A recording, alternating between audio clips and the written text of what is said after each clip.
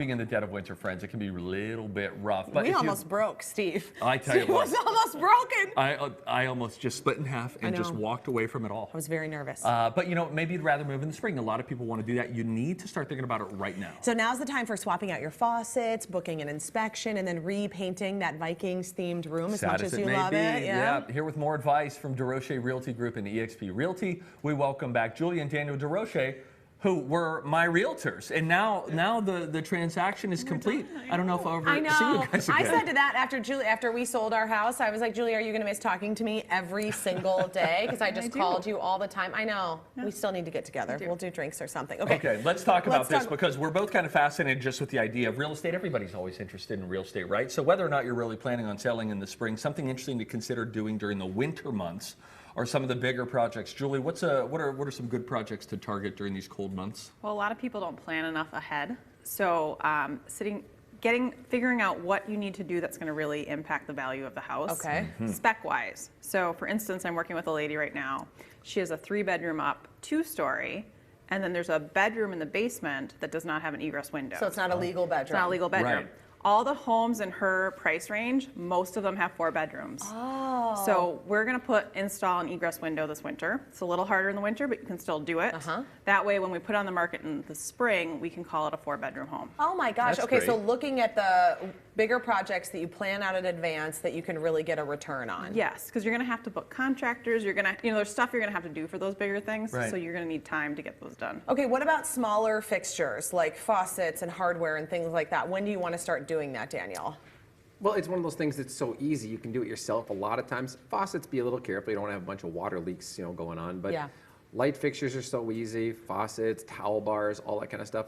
I would probably do that, pretty much any time. Just plan for it. Like, go buy the stuff. But people are going to say, well, okay, it's so easy, so why should we do it? The new buyer will come in and they'll look and they'll want to put their own new hardware on. And you say?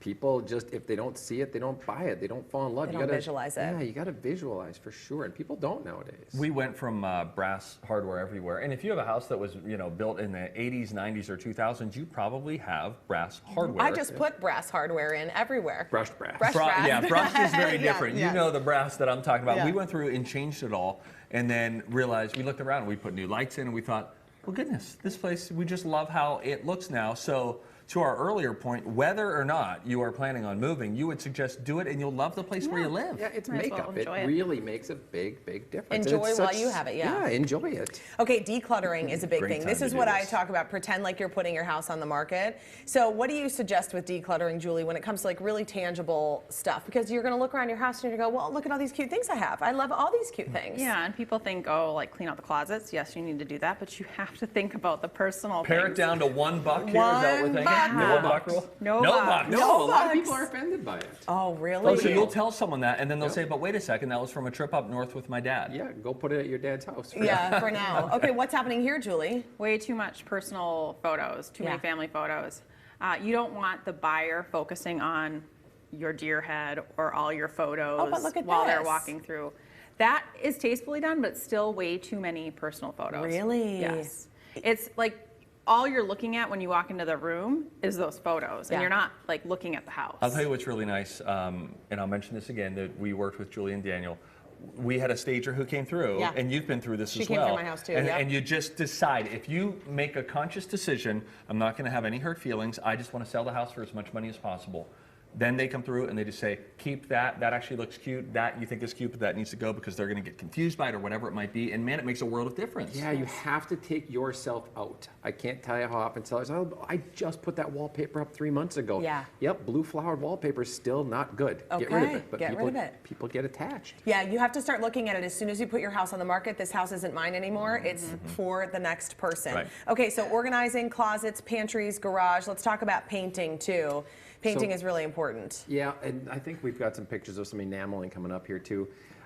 Taking the old oak, well, this one was a blue. It was literally all blue. It was on the market for a long time like that. All we did was come in and paint it and stage it, and it changes the feel dramatically. It doesn't even look like the same place. Wow, that's and paint, great. Your average homeowner, be careful. Take your time. You can do your paint work yourself. Enameling, which I think we're going to show some photos of, Yep. is this night and day difference. Watch the Enameling next is a photo. whole nother animal, though. That's probably one where you maybe want to bring in an expert. Yeah, you want to hire a right person because for a small like bathroom vanity, you might be able to do it with a brush and a roller. But for something like that that, same place? Oh yeah, my gosh, you guys, You that's have a to game spray. changer. you have to spray a room like that, though. Yeah. So you want to hire the professionals for something like that. But I bet you we added 15 grand in value by that into the house. I bet you we spent 5. So you triple your money on So stuff like honey that. oak woodworking cabinets are the big thing that if you have them, paint them, it's worth it. You'll get your money back when you sell. Paint's Definitely. one of the Yeah. easiest money makers. Okay, that's great. Also, getting ahead of maintenance, because if you wait until the end, and I can say this from experience, then you can get everything fixed and you can get it in wonderful working condition. But then you're on the phone quite a bit with folks. Whereas if you use these spring months to plan, makes a difference. What should we be looking at in terms of maintenance issues that maybe we deal with, but the next buyer won't want to? Things like HVAC, so getting your furnace and air conditioning tuned and checked. And what you can do if you're planning it out is you can take, if you're going to be home from a day off of work, schedule all your appointments on that day instead Yeah. of Sure. waiting till the end.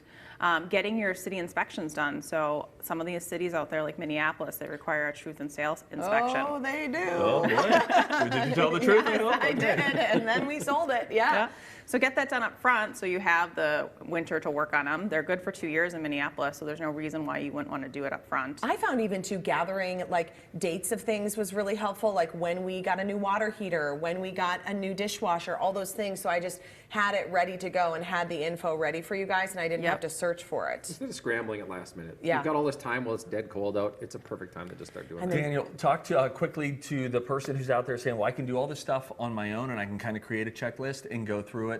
Now, granted, you're biased, you're a realtor, but really, what's the brass tacks value in getting a realtor in early, even months before you put your house on the market? Well, most times the realtors have seen a lot more than you might have seen yourself. Even if you go visit a lot of open houses and stuff, they're just seeing more. And if you've got a good realtor that has that interior designer like we sent over to your home, they're looking after looking out for the demographic of the buyer, Yeah. not you. So like if you're like 60 years old and you're moving out a 4-bedroom up 2-story, your buyer might be 30. Sure. They want different stuff. So having somebody that actually understands what that buyer wants instead of what you want is a big part of what that realtor should bring to the table. Yeah, for that's sure. good, you guys. stuff, Pick a guys. realtor. I mean, you got to pay the commission regardless. So pick somebody who you can get the most work Exactly. out of them as possible. And I got a lot of phone calls out Oh, of yeah. Julie. Yeah, they earned their money. Yes, True. they did. All right, if you are planning on buying or selling a home at any time of year, Julie and Daniel can help. Go to TwinCitiesLive.com, click on fun, because it will be fun. You'll have some Not fun. in like that moment, that week when you're moving, but the rest of it will be fun. The day that they wire you money is exciting. Also, big thanks to the DeRoche Realty Group and eXp Realty for sponsoring Twin Cities Live. Okay, I've been